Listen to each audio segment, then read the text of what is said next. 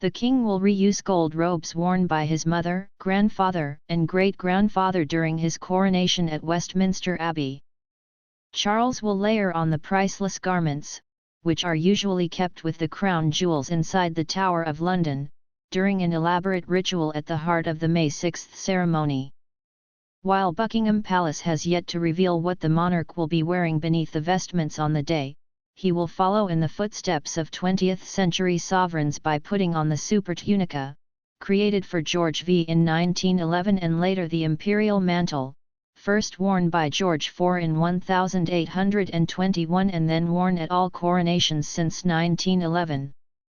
He will also reuse the Coronation Girdle, or sword belt, and Coronation Gauntlet, or glove, both made for his grandfather George VI in 1937, rather than commissioning new items. Caroline de Guitaut, deputy surveyor of the King's Works of Art at the Royal Collection Trust, said the monarch's choice had been his personal decision, adding, "It's in keeping with this idea of sustainability and efficiency to reuse these pieces. After all, they are in remarkable condition. And I suppose it's also reflecting back to the coronation of his grandfather, King George VI."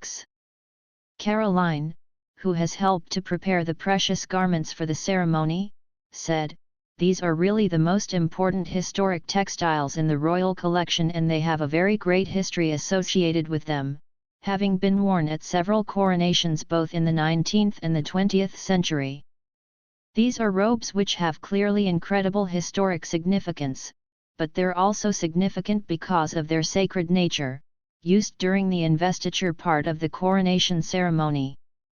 Immediately after the anointing, the king will put on the colobium sindonis, a linen tunic which symbolizes purity and simplicity, which was made for the coronation of his grandfather King George VI in 1937.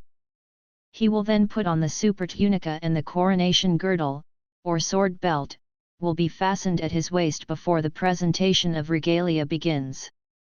The Supertunica, traditionally known as the close pall of cloth of gold, is based on priestly robes worn at royal ceremonies dating back to Byzantine times.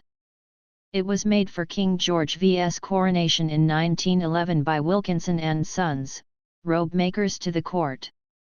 The full-length, sleeved garment, which weighs around 2 kilograms, is made from cloth of gold, which is produced by wrapping silk thread with thin pieces of gold or silver metal before it is woven, producing a glittering, but heavy fabric.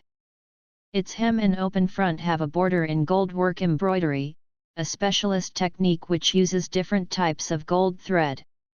Like cloth of gold, it is actually a Byzantine technique that has its roots in ancient history. But it's a technique that is still practiced today in embroidery, said Caroline. The form of the embroidery is essentially stylized arabesques and stylized floral motifs, and this in fact follows the form of previous supertunicas from coronations dating back many centuries in this country. The Coronation Girdle, or sword belt, is also made of cloth of gold and embroidered with a similar design to the Supertunica.